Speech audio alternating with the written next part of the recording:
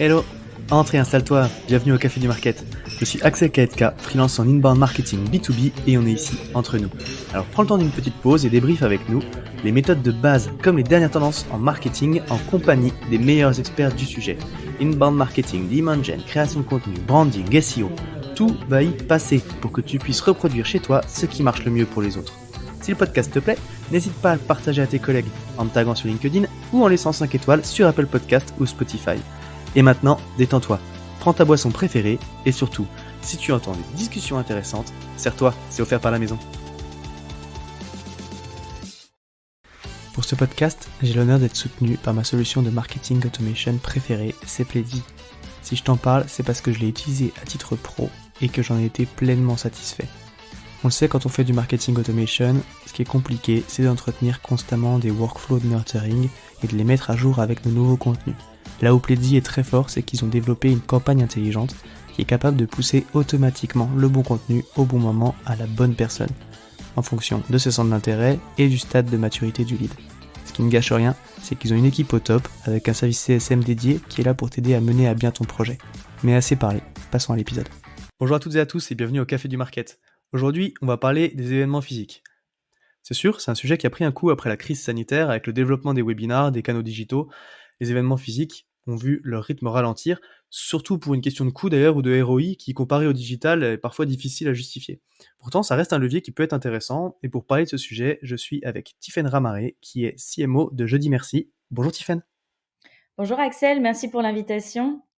Eh ben écoute, je suis ravi de t'avoir sur le podcast, d'autant qu'en plus j'ai des invités qui ont parlé de toi, enfin en tout cas de ce que vous faites aussi à plusieurs reprises dans différents épisodes, donc c'est cool de pouvoir t'avoir en face pour discuter. Avec grand plaisir, c'est vrai que j'ai déjà entendu parler de Jeudi Merci dans ton podcast et ça fait toujours plaisir à entendre. Carrément. Bah du coup, pour ceux qui auraient pas été suffisamment attentifs dans les précédents épisodes, est-ce que tu peux déjà te présenter toi en quelques mots, puis dire aussi du coup ce que vous faites, quoi. Alors du coup, moi c'est Tiffaine Ramaré, je travaille chez Jeudi Merci en tant que Head of Marketing depuis 2021. Ça fait à peu près 7 ans que je travaille dans le marketing B2B au global. J'ai pas mal travaillé en agence de marketing digital. Et étant un peu touche à tout, j'ai voulu passer côté annonceur pour vraiment voir tous les aspects de ce que traversaient mes clients à l'époque. Jeudi Merci, finalement, c'est 2 plateformes qui sont interconnectées. On a Je Design qui permet de créer des objets personnalisés éco-responsables et on a Jeudi Merci qui permet de faciliter le dispatch de ces objets personnalisés dans des scénarios de fidélisation ou d'acquisition. L'objectif final étant de créer une expérience client waouh. Ok, ouais, effectivement, tu vois, je crois que c'était Sonia de Batch qui en avait parlé, peut-être Juliette Hervé aussi en avait parlé aussi, enfin bon bref, en tout cas c'est revenu à différentes reprises sur les sujets de fidélisation, votre, euh, votre métier, votre offre. Mais rentrons dans le vif du sujet du coup d'aujourd'hui, qui n'est pas celui-là, parce qu'on va parler des événements physiques. Est-ce que tu peux du coup m'expliquer un petit peu justement comment est-ce que l'événementiel ça s'intègre dans ta strat marketing, dans quel but vous l'utilisez du coup? Alors chez Jeudi Merci, on a 2 types d'événements. On va avoir des événements qu'on fait maison, qui sont parfois des petits déjeuners organisés ou parfois des boutiques éphémères. Étant donné que dans notre business, on a cet aspect d'objets personnalisés, on va ouvrir une boutique notamment autour de Noël pour présenter en fait notre catalogue de produits. Et on a les salons où là, on est juste invité avec un stand. Finalement, quand on fait un événement fait maison, notre objectif principal, c'est la notoriété, c'est l'image de marque. Et on en profite pour fidéliser nos clients. Sont invités à ces événements et les clients et les prospects. Lorsqu'on se rend dans un salon, là, l'objectif principal, c'est vraiment l'acquisition. On n'a pas d'objectif de fidélisation ni d'objectif d'image de marque. On y va vraiment pour le ROI. Ok, d'accord. Donc c'est intéressant effectivement parce que sur les salons, on entend ça des fois un petit peu, ah mais on y est juste pour montrer déjà que dans l'écosystème on est là aussi sur ces sujets de notoriété. Du coup, vous c'est vraiment les salons acquisition et on en parlera certainement un petit peu plus dans le détail. Je suis intéressé pour tes événements faits maison. Tu dis que vous faites des boutiques éphémères. Du coup, forcément, c'est super géolocalisé comme événement en termes de notoriété. Du coup, ça s'organise comment un petit peu? Alors, du coup, actuellement, notre boutique, on l'a surtout sortie à Paris parce que Ouais. c'est là qu'il y a beaucoup plus de notre clientèle et ça reste un endroit facile à atteindre pour les personnes qui se trouvent dans d'autres endroits en France. Globalement, la géolocalisation de nos événements était principalement sur Paris en 2022. Et Ouais, là, sur 2023, on se lance justement dans les événements plutôt sur Lyon, parce que ok. c'est là où on a nos sièges. À vrai Ok. dire, notre siège est à Grenoble. Mais on a aussi des bureaux à Lyon et c'est pareil, ça reste une ville où c'est facile de venir. Donc Ouais. sur 2023, ça y est, on passe en région là. Top. Bah justement, on va rentrer un petit peu plus dans le détail. Du coup, comment est-ce que vous sourcez ces événements-là? Comment est-ce que vous les sélectionnez un événement? Vous allez dire que vous avez participé, vous l'organisez en tout cas. C'est quoi un bon événement, du coup, pour Jeudi Merci, où tu te dis que ça vaut le coup d'y aller, quoi? Alors déjà, j'ai dû créer en fait une liste de critères qui me permet de dire go ou no go sur les salons. La raison est très simple, c'est que quand on travaille au marketing, je pense que tout le monde connaît ça, on va avoir toutes les semaines quelqu'un qui va venir nous voir en nous disant: «Hey, il faut qu'on aille dans ce salon-là, j'ai vu qu'un tel y allait». Ouais. Écoute, donne-moi des vrais arguments et on en reparle. Du coup, j'ai listé pas mal de critères qui me permettent d'être très concrète dans mon go ou no go sur les salons. Et pour ces critères, j'ai créé deux types de données, les données fiables et les données non fiables. Dans mes Ok. données fiables, j'ai mes clients. Si quelqu'un vient en me disant on devrait aller à ce salon, bah c'est simple, je vais parler avec mes clients et je vais leur dire est-ce que vous connaissez ce salon, est-ce que vous y êtes déjà allé. Si j'en ai au moins 10 qui me répondent oui, alors dans ce cas, en effet, il y a du potentiel. Mais je vais aussi leur demander pourquoi vous allez dans ce salon. S'ils y vont juste pour faire de la pure veille ou du networking, je suis pas sûre que ce soit le bon salon pour moi. Moi, je vais chercher des salons dans lesquels les gens me disent moi j'y vais parce que c'est là où je trouve des solutions tous les ans, c'est là où j'y vais pour tester des produits et Ok. donc c'est les salons auxquels j'ai envie d'aller. Ok. Ma deuxième source de données fiables, c'est mon réseau et mes partenaires. Là, je vais leur demander bah hey, j'ai vu que tu étais allé à tel salon l'année dernière. Est-ce que ça a fonctionné pour toi et comment était ton ROI derrière? Est-ce que tu me confirmes le potentiel de l'audience? Est-ce que la cible que je cherche était bien là? Hmm. Et ma dernière donnée de source fiable, c'est l'équipe. Tous les ans, en tant que visiteur, on va dans des salons pour Ok. regarder ce que ça donne. Ça nous permet de dire, OK, l'année prochaine, on y va pas. Donc déjà, on passe toujours par cette étape, j'y vais en visiteur pour valider le potentiel. Ok. Et Donc ouais, tu t'as dit, t'interroges tes clients, t'interroges les partenaires, et vous vous rendez, du coup, vous visitez des salons. T'interroges tes clients, on le sait, avoir des retours clients, c'est pas toujours évident. Ils sont pas toujours dispo quand on en a besoin. Tu fais comment? alors, je m'incruste dans les calls avec les CSM et je m'incruste dans les calls avec les sales. En fait, je vais participer en shadow à ces appels, ou parfois je vais être là sans être dans l'ombre, mais Ouais. j'ai des petites post-it et je pose les post-it sur la table des sales et des CSM en leur disant tiens, pose cette question, moi ça m'intéresse. Et ça me permet de travailler en fait ma ligne éditoriale et mes salons. Carrément. Top. Ouais, donc tu disais, pardon, excuse-moi, du coup, je t'ai coupé. Ça, c'est pour identifier les bons salons. T'as ces sources de données-là. Du coup, t'as fait cette liste de critères. Et donc, bah, alors, bah, je te laisse poursuivre. Du coup, c'est quoi un bon événement, alors? Ouais. Alors, du coup, pour nous, un bon événement, si c'est un événement salon, c'est un événement avec du ROI. Mais le ROI, on va pas le calculer à combien de leads on a généré, combien de démos on a faites. C'est vraiment combien de signatures on a eu derrière. Parce que je dépense pas 10 000 € pour participer à un salon pour juste avoir eu une démo qui n'a pas abouti. Mais mon ROI, par contre, je vais quand même le calculer de manière assez large. C'est-à-dire que pour moi, quand il y a salon, il y a déplacement. On profite aussi des salons pour aller plus en région par rapport à nos événements maison où on est souvent sur Paris. Et du coup, quand il y a déplacement en région, les sales sont obligés d'aller trouver des rendez-vous avec des prospects avec qui ils sont déjà en contact ou aller rendre visite à des clients avec qui on pourrait faire de l'upsell. Donc mon ROI, je ne vais pas le calculer sur l'événement en lui-même, mais vraiment sur le déplacement au global. Donc la règle, c'est si on va à un salon, les sales, ils y vont soit la veille, soit ils restent encore le lendemain, mais il n'y a pas juste la présence au salon et la présence au stand qui compte, il y a tout ce qu'ils auront profité, enfin, tout ce qui aura profité à l'événement grâce au déplacement aussi. Ok, donc dans ta planification de salon, en fait, effectivement, donc tu l'as dit, tu t'en sers au final pour rayonner un petit peu en région comparé à ce que vous pouvez organiser sur Paris, et tu obliges du coup tes sales à rester ou à venir en avance pour pouvoir caler des rendez-vous avec des prospects et des clients sur place.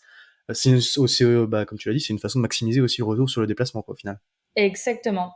On calcule vraiment le ROI sur le déplacement et du coup, dans mon ROI, je ne vais pas juste calculer combien j'ai payé pour mon salon. Je vais calculer combien j'ai payé pour les Airbnb de tout le monde, pour les déplacements en train, mais parce que derrière mon ROI, il est aussi calculé à le rayonnement que nous a permis d'avoir le salon. Ok, super intéressant. Et pour tes événements maison, du coup, Mes du coup, tu événements, l'as dit, c'est plus notoriété que ROI. Alors, du coup, tu vas mesurer comment, c'est quoi un bon événement maison? un bon événement maison, déjà, c'est un événement sur lequel on a des retours positifs. Je l'ai dit tout à l'heure, mais ce qui compte, c'est la notoriété et c'est l'image de marque. Donc, si les personnes qui se sont déplacées sont contentes, nous, on est contents. Et Ok. après, on a quand même une notion de ROI parce que ça nous permet souvent de faire de l'upsell. C'est peut-être pas l'objectif principal, mais quand on fait des événements maison, on a et des prospects et des clients qui sont là. Et donc, en fait, les clients parfois prennent la parole et vont parler aux prospects de ce que c'est travailler avec Jeudi Merci. Et ça nous permet en fait de faire de l'upsell ou des nouvelles ventes. Ok. Ah, tu vois, c'est intéressant, ça me fait penser quand j'avais reçu Juliette pour le tout premier épisode, Juliette Hervé de Spendesk, on parlait de CFO Connect où justement elle me disait que c'est leur communauté qu'ils avaient réussi à construire à côté de leurs produits et où leurs sales ont interdiction d'aller chasser quand il y a des événements. Mais par contre, du coup, justement, t'as des clients et des prospects et ça leur donne l'occasion de discuter aussi. Et donc de faire des recos, en fait, c'est un moyen d'activer le referral par rapport à ça. Et au final, c'est les clients qui vont faire les commerciaux du coup pendant ces rencontres-là, quoi. Bah, c'est Donc, vrai, c'est comme tu l'as dit tout à l'heure, nous on a de la chance chez Jeudi Merci, c'est que les gens parlent de nous. À partir du moment où quelqu'un devient client chez Jeudi Merci, en général ils deviennent ambassadeurs parce qu'ils sont vraiment contents de ce qu'on fait. Donc que ce soit dans un podcast où ils sont invités et ils vont parler de nous, ou que ce soit un événement où on organise où ils vont dire ah mais moi j'utilise Jeudi Merci pour ça, on a de la chance d'avoir des clients qui font rayonner notre marque aussi. c'est clair, ouais. Donc du coup, tu leur donnes aussi une occasion de rencontrer tes prospects au final avec ces événements maison. Et bon, tu l'as dit, c'est bonus, mais bon, c'est un bon bonus quand même, quoi. C'est un bon bonus. Alors, une fois que tu as sélectionné un event, qu'est-ce que tu mets en place? T'en as un petit peu parlé avec ces rendez-vous autour pour les sales, mais en termes d'action de promotion, pour t'assurer que ce soit un succès. Parce que trouver un bon événement où il y a ta cible, où il y a des partenaires, tu vois que l'écosystème y est et tout, c'est voilà, ok, ça c'est, on va dire, tu cibles l'événement. Après, il faut en faire un succès, il suffit pas de se pointer pour que ça marche, quoi. C'est ça. Alors du coup là j'ai deux plans d'action différents. Je vais avoir mon plan d'action avant le salon où du coup l'objectif c'est d'obtenir des rendez-vous sur le salon. Je vais avoir des sales qui vont faire des séquences outbound pour dire hey je vais sur place telle date, est-ce que tu serais dispo pour un rendez-vous. Je vais évidemment faire des communications sur les réseaux sociaux et je trouve qu'il y a un levier en termes de salon qui est vraiment sous-exploité, c'est que tous les salons auxquels moi j'ai déjà participé en tant qu'exposant m'offrent des invitations. Et les gens, je trouve, n'exploitent pas ces invitations, alors que moi, j'en profite. Je fais des opérations de fidélisation. J'envoie à mes clients, hey, on sera à ce salon. Si jamais t'as pas ton entrée, t'inquiète, je t'invite. Et on va dire aux prospects, dans ta région, tu es au courant qu'il y a cet événement qui existe. Moi, j'ai des invites. Viens, on y va ensemble. Et en fait, c'est sous-coté ces invitations. C'est super cool, tant pour les organisateurs de l'événement que pour nous. Ok. Ah oui, tu les utilises vraiment comme ça dans tes démarches pour faire venir des prospects aussi, quoi. Mm. Bah parce que du coup, ça crée une relation dès le début. C'est du gagnant-gagnant. Viens, on parle, et en même temps, je t'invite à un événement, tu pourras faire ta veille. Donc pour le coup, je trouve que c'est vraiment un des meilleurs leviers dans les salons. Ok, donc séquence outbound des sales, communication sur les réseaux sociaux, utiliser ces invitations. Tu lances tes démarches de promotion combien de temps avant l'événement?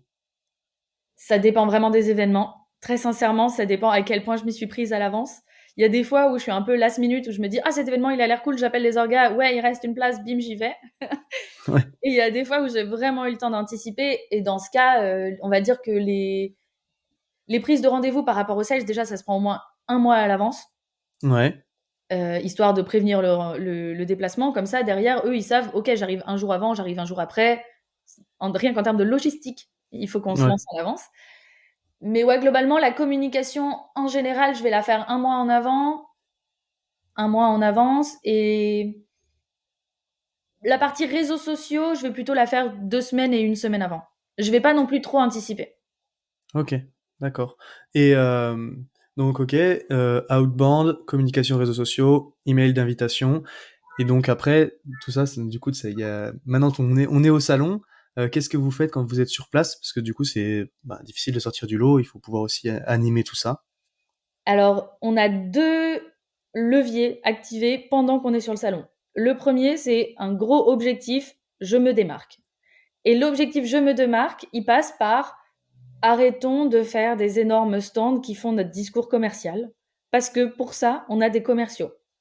Le commercial, il est là pour dérouler son discours.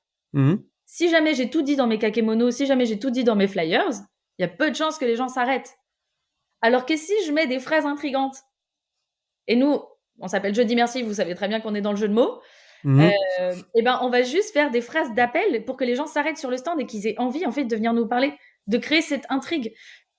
Quand on envoie un email à un prospect ou un client, Mhm. on utilise une phrase d'accroche dans notre objet. On n'utilise pas tout le discours commercial dans l'objet parce que le but c'est de faire ouvrir l'email. Et ben mon salon, je le traite pareil. Le but de mon kakémono, c'est de faire venir la personne. Et après, mon sales, il déroule son discours. Mais j'ai pas besoin de mettre tout mon discours sur mes kakémonos. Donc déjà, ça, c'est Ok. la première chose et je me démarque en essayant d'être originale dans la manière dont j'attire les gens sur mon stand.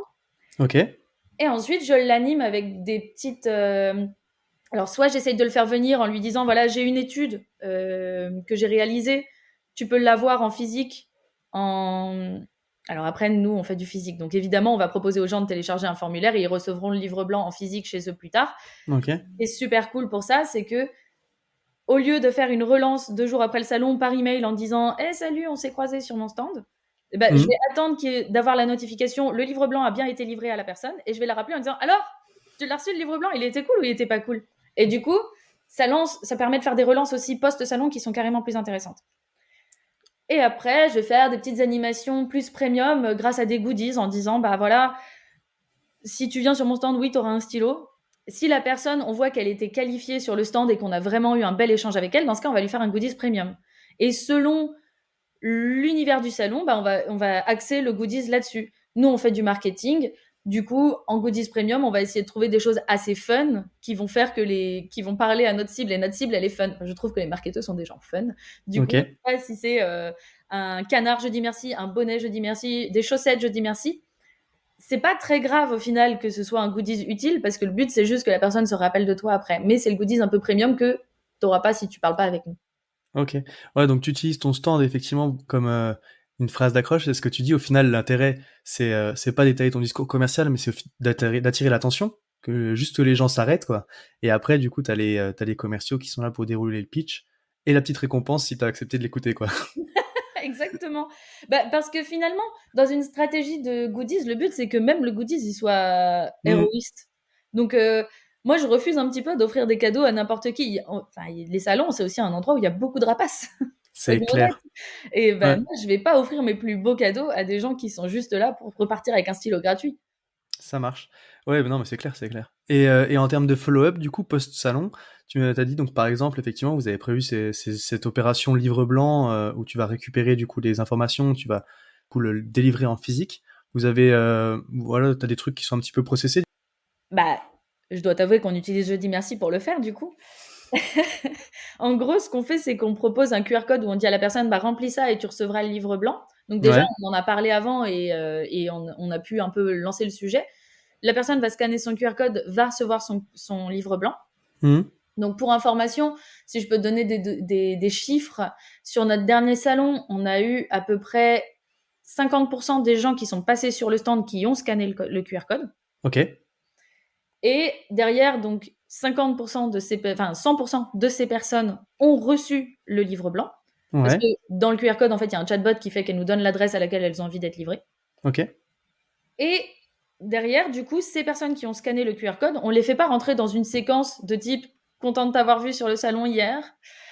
On va plutôt attendre qu'ils aient reçu. Donc là, c'est pareil. Nous, Jeudi Merci, c'est connecté à HubSpot. Le sales, il va recevoir une notification de ton colis est bien arrivé, il a été reçu par la personne.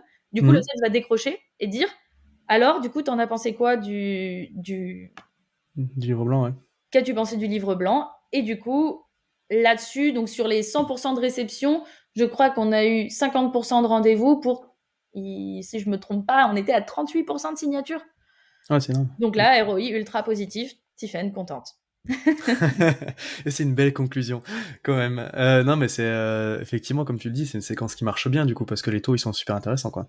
Bah parce que du coup, la relance est hyper personnalisée. On Ouais. n'est plus sur... voilà, en fait, le but, c'est de personnaliser tant l'approche dans le salon que... En fait, toutes les approches, déjà, en marketing, devraient être personnalisées. Et le fait d'avoir ce petit envoi physique fait que la personne, déjà, ose pas trop te snober après. Et, Carrément. et tu la relances bien. Ok, super intéressant, ça marche. Bon bah écoute, merci pour toutes tes bonnes pratiques. Vous voyez comme on se dirige doucement vers la fin de notre discussion. J'aime bien parler de choses qui sont un peu moins roses, un peu plus challengeantes en tout cas, mais du coup, c'est quoi tes 3 gros sujets du moment? Alors depuis début 2023, on a lancé un peu un nouveau positionnement sur le marché. Déjà, on a lancé Je Design, qui est notre plateforme d'objets personnalisés, donc c'est un tout nouveau game pour nous en termes de marketing. Ok, Donc ça, c'est mon challenge, c'est de vraiment trouver le bon positionnement. Ça implique une réécriture de mon site internet et donc une grosse partie SEO. Donc voilà, ça c'est mes 3 challenges, le positionnement, la réécriture du site et, et le SEO. ok, ça marche. Effectivement, j'allais dire, c'est lancer une nouvelle offre comme ça. Ouais. Et le positionnement, c'est vrai que enfin, moi je trouve en tout cas c'est toujours des sujets intéressants, même si c'est clair que c'est peut-être l'exercice le plus difficile au final, parce que quand tu arrives à bien tacler ça, à être juste sur ces sujets-là, du coup derrière c'est beaucoup plus facile de dérouler quoi. Puis c'est aussi pour ça qu'on se lance dans le marketing. Puis moi, je travaille dans une startup, c'est parce que j'aime bien ces sujets de product market fit. Donc on fait des Mhm. tests, on rentre dans des phases d'itération qui sont hyper intéressantes.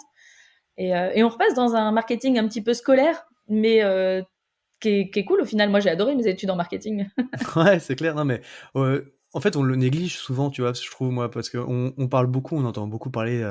Il y a une grosse tendance ces dernières années sur le growth hacking ou des choses, aller chercher des tactiques, des hacks. Tu le vois sortir. De toute façon, il y a tous les jours il y a une nouvelle mode. On dit de faire des NFT, et puis après, c'est ChatGPT, et puis c'est l'AI, et puis même si ça va certainement changer nos métiers, mais au final, les bases sont toujours les mêmes et on achète toujours de la même façon depuis. Enfin, on se comporte toujours pareil depuis des dizaines et des centaines d'années, quoi. Et c'est vachement intéressant, je trouve, quand tu lis des bouquins comme ça sur le branding ou sur le marketing, même qui ont 20 ans ou 30 ans, tu peux trouver des vrais concepts qui sont carrément négligés aujourd'hui. Moi, je trouve qu'effectivement, les Bah, bases, c'est toujours super intéressant, quoi. au bout d'un moment, on est tellement dans l'opérationnel qu'on oublie de prendre du recul sur ce qu'on fait. Carrément. Et tu peux avoir beaucoup plus d'impact dans l'optimisation de tes résultats. Tu peux refaire ta landing page et puis aller chercher 1,5% de conversion et puis plutôt aller travailler ton positionnement et ton messaging et puis augmenter de 10%, quoi. Enfin bref, en tout cas, on se concentre des fois, on passe un peu trop de trucs sur...